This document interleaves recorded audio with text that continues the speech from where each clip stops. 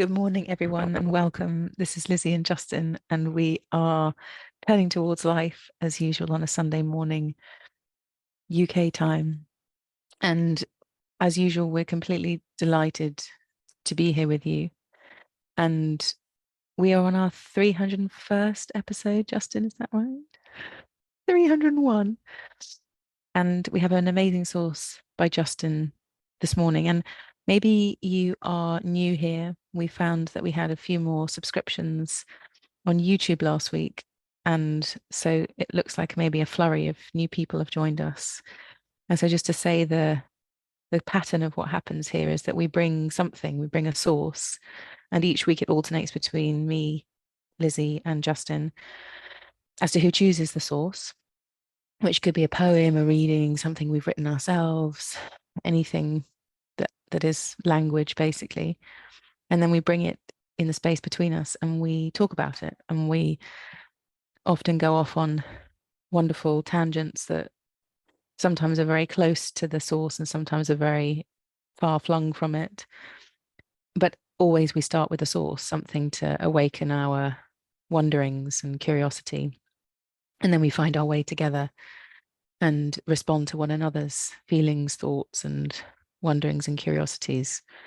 So that's the shape of things. And if you are new as well, just to say you're so welcome to comment or to email us. You can email us at hello@turningtowards.life, and both Justin and I will receive your message. And we love to get those messages and to respond and to say hello and to meet you.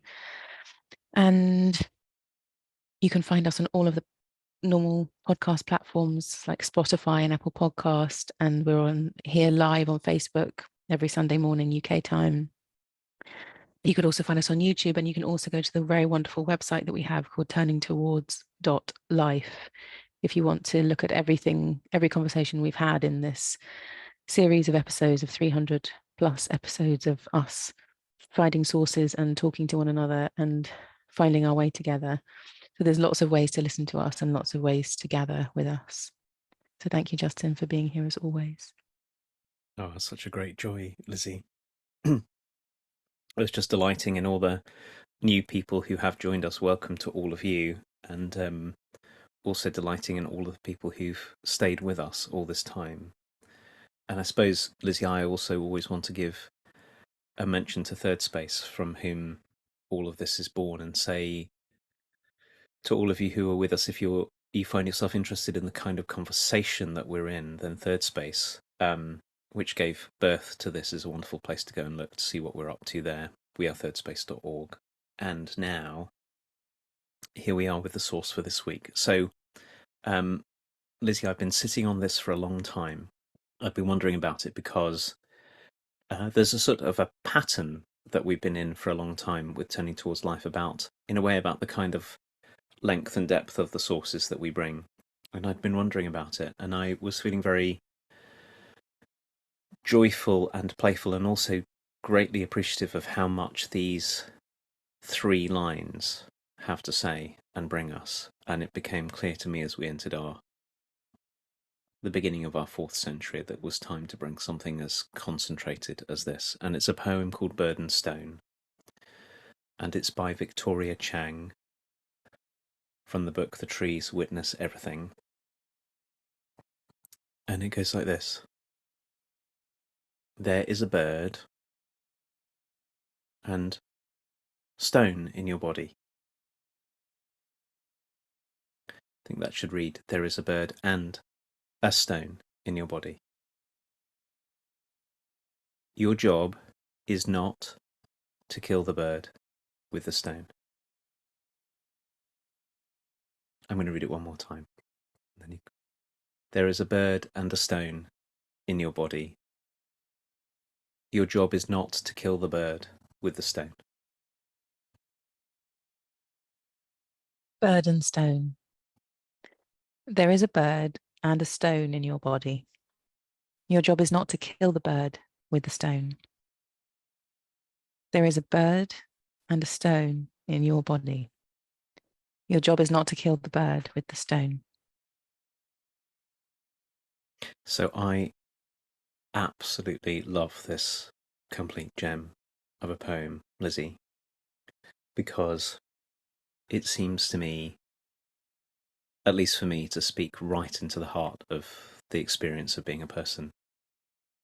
I really know this about myself. I woke up this morning, as I often do, filled with very strong feelings of many different kinds, and the ones that I'm used to waking up with, and have done for a long time, and I've spoken about with you, and I've spoken about here on Turning Towards Life, is I often wake up with strong feelings of fear, and these days I've also been waking up with strong feelings of grief.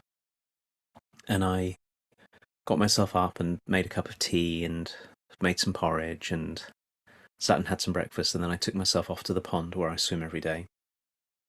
And I got into the water, and as I went around in the water, as I do every day and as happens every day, I could feel everything inside me reconfiguring. And instead of only being able to feel the fear and the grief, which I had been in some ways taken over by, I can start to feel other things inside me start to open up and start to arise, and I can start to feel alongside them love and joy and gratitude and appreciation and settledness and truthfulness and courage, and then lots and lots of different thoughts. And in amidst all of that complexity, and it always feels to me these days like I have lots and lots and lots of different parts. I could talk about a bird and a stone and a tree and an angel and a king and a queen and a baby and a house and a mountain and a lake and everything that's in me. This bird stone way of talking seems to get right into the heart of it, because to me, birds and stones are both beautiful and necessary, but they don't necessarily get on well with one another. It depends upon how they're turned, how they're pointed, and what they're pointed towards. So a bird can sit on a stone, and a bird can carry a stone, but a stone, when hurled or dropped, can hurt a bird or kill a bird. And Victoria Chang's poem starts to open up in me this deep, I suppose, call to a kind of inner attentiveness, to really paying attention to what is here inside me, and to start, for me to start here with me, which is the place that I know most intimately, and to start to see that there are many different kinds of beauty, and that they are not always naturally, maybe naturally is not quite the right word, maybe they're not always habitually oriented in a way that most helps each to flourish. It really can be that some parts of me dominate and trample over and are terrified of other parts of me. So the way I read this is, not only is there a bird and a stone, and there are some questions to ask about how to relate to the bird and the stone and how to help them be in relationship with one another, but there's also something else, which in Victoria Chang's poem is the one that she addresses as you. There's a bird and a stone, and your job, oh, there's a me here too, is not to kill the bird with the stone, which is so easy to do. I have a kind of responsibility here, and a way of caring, and a way of noticing. So the last thing to say is, when I read Victoria Chang's words, what happens in me is I get reminded very quickly that whatever dynamic is going on inside me, and however strong it is, particularly if it's one that's very painful or somehow seems to be smothering or hurting or in some way working against the goodness of the whole and each of the parts of me, there's something I can do about it. I actually have a job here. I'm not just a passive observer. So for me, going to the pond or talking to you and having this conversation on a Sunday morning are both ways, not only of not killing the bird with the stone, but they're the ways of freeing both the bird and the stone to be exactly the ones that they are. It's really lovely hearing you, Justin. and seeing how I can find your way of processing in myself as well. I'm really appreciating this distinction you're making between different kinds of parts of ourselves and how some can, and creating the relationship between them. And that there's not only the parts that exist, but there's me, there's myself that is the parent, if you like, to the parts, that has a responsibility to the parts to arrange them or something, or to create dialogue between them, or to help them be in the kind of relationship that enables them to flourish. I'm really appreciating the language that you're bringing to that. And when I read this, my first response is, I've got no idea what this thing is saying. I don't know. How am I going to talk about this and turning towards life? I've got no idea what this is. And then I sat with it, as I always do. If I don't understand, I just stay. And what emerged for me in my system, as in the way that the poem, Victoria's poem, worked on me in some way, is to make the distinction between I guess, the textures and the characteristics of a bird and a stone inside of me and what I could find. And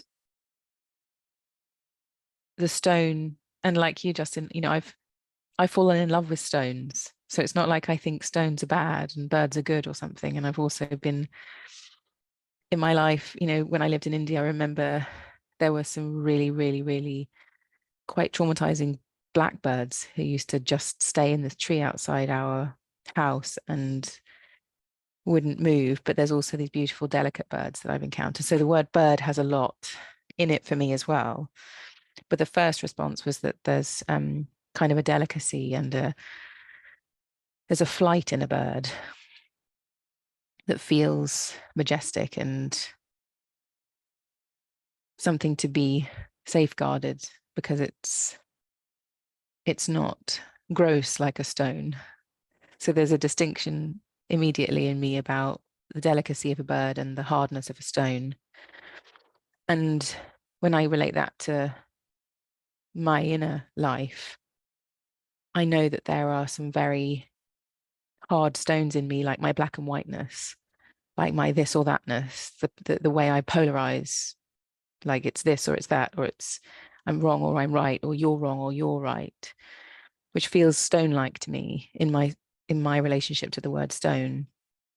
And then there's the subtleties of my birdness, which might be my kind of the nuanced sense I have about creativity, or the sacredness of writing a song, or the beauty of changing a nappy, like those things that feel less gross, less obvious, less weighty or something. When I bring my stony parts to those birdie parts, it can be really easy for those parts to be destroyed and or belittled or crushed or swiped away really quickly or hurt or vanished from my awareness or devalued or something. So the way I've been sitting with this is to notice when the harsh parts of me get hold of the subtle creative parts of me, and how destructive and smallening and tightening that can be as an experience for me. So then when you say about, I don't know what the word is, arranging those parts of harshness and subtlety in a different way, paying attention to them in a different way, not letting the harsh parts smother the subtle parts, but really being with the harsh parts so that they don't have to feel like they have to smother the subtle parts. So really talking to my rightness and my wrongness, and understanding what kind of fear is the underlying cause of them or the underlying dynamic in them, and bringing myself to them with kindness and respect and listening, maybe they don't have to act out so much, and maybe they don't have to smother the parts of me that feel like they bring the majestic, sacred mystery to life that feels so important to me. So I'm really appreciating this way that this poem has had its way with me to kind of make it really clear that there is quite a stark distinction between the subtle, majestic parts of me, or the essences of me, and then the more like I'm picturing a big pair of clompy shoes stamping all over everything that feel real and righteous and strong, that they need to be addressed in quite a different way in order that the other parts don't get smothered. Really appreciating this way, Lizzie, you're bringing of talking about that which is subtle and majestic in us, and then that which is hardened in a way in its certainty or its rightness. And as you were talking, I could feel in me the cynical parts of me that would dismiss the bird Mm. as flighty or unnecessary or a distraction or something, and how easy that is to happen, and indeed how many times I think the very childlike aspects of me that have been with me all my life got trampled on by the stones of others and then my own stones for their impracticality or their unrealness or something. You know, the part of me that would go out and stand outside and marvel at the sky, or pause to see the beauty of trees, or take some time to write a poem or something. And of course there are lots of seems to me there's so many more ways of talking about this subtlety and majesty of the bird that you're talking about. They're just the ones that I'm talking about. So maybe it's not surprising also that in a world that can be very, very difficult, life can be very hard sometimes, that it's very tempting, maybe, and for many people, life is very hard all the time. And it can be very tempting to kill the bird with the stone, either because life is hard, so we ought to get our stoniness out, or as a kind of protection. Lizzie, like I might try to protect you by being the one who encourages you to kill the bird, because the stone will be practical and the bird will be a problem. And there's something very deeply protective and well-intentioned in the move, both inside and outside, when we do that to ourselves and we do that to one another.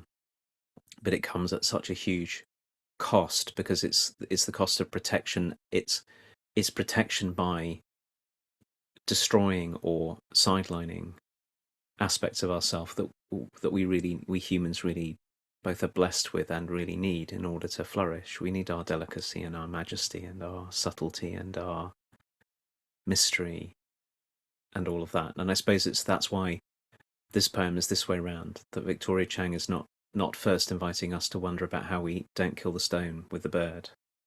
It tends to go the other way around. But I also really appreciate that we need the stone. And I just reaching behind me, because I have this stone on my shelf behind. It's really heavy, and it's a piece of hornblende schist from the Cornish coast. And I did a bit of research on it, and it's 252 million years old or thereabout. Wow. So, like many stones, it comes from long before we were around, long before there were humans, and long before there were birds. And there's something here about, it seems to be it would be a mistake to try and, as a way of trying to preserve the delicate, subtle, majestic bird in us, to try and exile all the stoniness in us.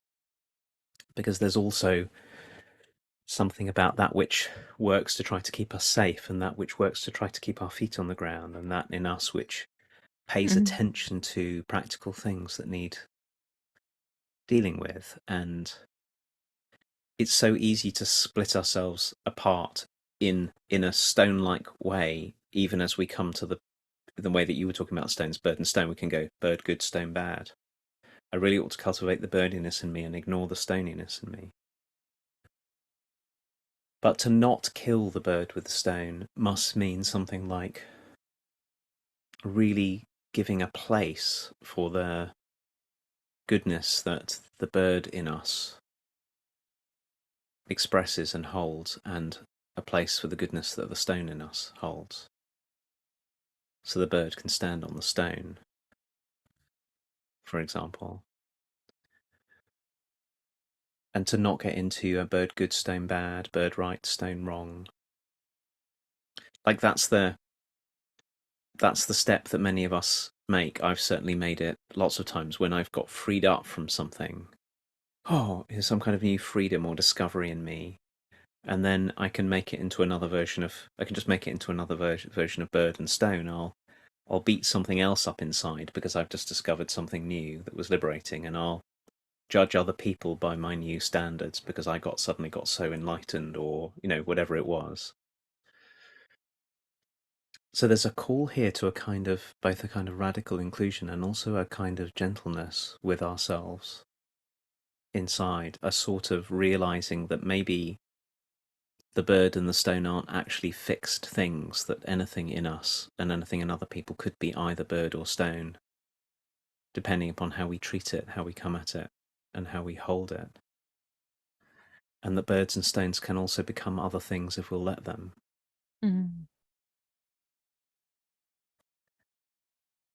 Yeah, I'm receiving, as you're saying from you and your words, that like there's a lot of distance between a bird sitting on a stone and then me killing the bird with the stone.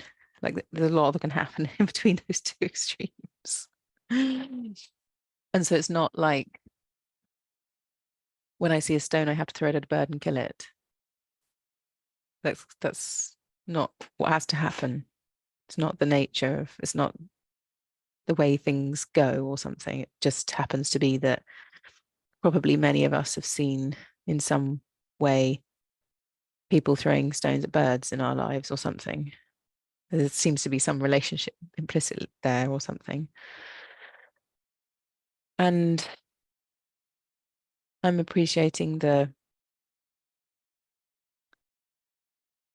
it feels to me like, Justin, there's a kind of, I don't know, some kind of spiral here of acknowledging our birdiness and the more subtle parts of us, which basically in our culture we're not really very good at in a wide way. We're much better at acknowledging our efficiency and our straightforwardness and our practicality, and like that's the dominant way that we look at things. And so recovering our sense of birdiness feels important in the context of the kind of wider cultural expectations and definitions of what a successful human is and everything. But then coming around the cycle again, it feels really important to acknowledge all the ways in which our efficiency has care at the heart of it, or our straightforwardness has truth at the heart of it.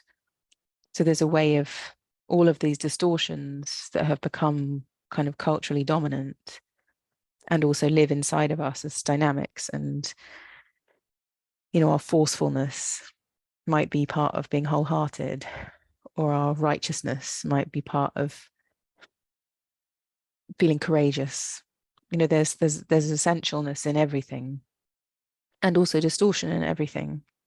So our birdiness might be really sacred, but it also might be distorted in all kinds of ways. Like maybe the delicacy with which I feel things can also get out of whack somehow. So my feelings can become the thing that dominates an entire atmosphere rather than me having my feelings earnestly and genuinely and processing them well and coming cleanly into a situation or something. Like there's a way everything has its light and everything has its darkness. And so this beautiful kind of dance I'm seeing between the birdiness and the stoniness feels really important to acknowledge that there's light and dark in everything, and there's distortion and grace inside everything. And wherever you look for a distortion, you'll always find grace. And whenever there's grace, maybe there's also a distortion to it, some way that hampers us or stops us or sabotages us or leaves us feeling less able or leaves our relationships feeling impoverished or something. So I'm really appreciating your invitation to feel into where we might have preferences, and then to look at our preferences and be really clean and clear with ourselves about the fact that not one thing is better than the other, because goodness resides in every distortion and there's shadow to all the light. It feels like you're describing a kind of a way of relating to our inner worlds and other people as a way of being I don't know what the word is, but like with equanimity or something, where you're willing to see it all rather than have your preferences shape the way that you receive and see the world all the time, but to step in a different way where you acknowledge that, putting a polarity on a stone and a bird is very different than standing back and seeing the goodness in the bird and the goodness in the stone and the difficulty in the bird and the difficulty in the stone, and receiving life that way.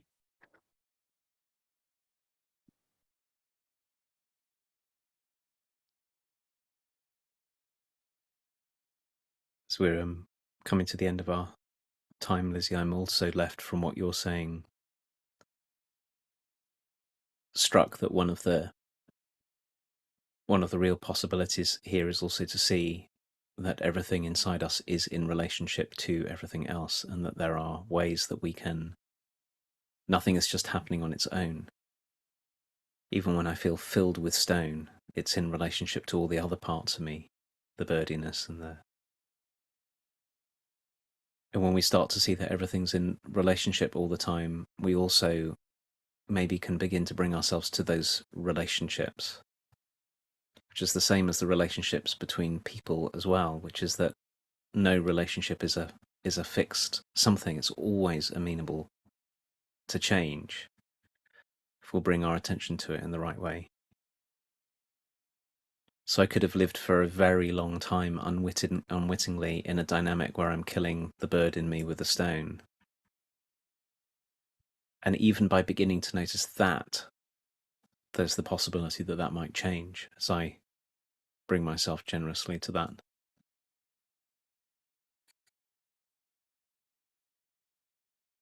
Thank you as always, Lizzie, for diving deep into this and for sitting with the sources that I bring, where you go, I have no idea what this is about, and for staying in and then look at the conversation that happens. It's such a joy. And thank you to all of you who are with us. We're very glad that you're here, and all being well, we will be back at the same time next week. Thank you, Justin. Thank you, everyone. Bye, everyone. Bye.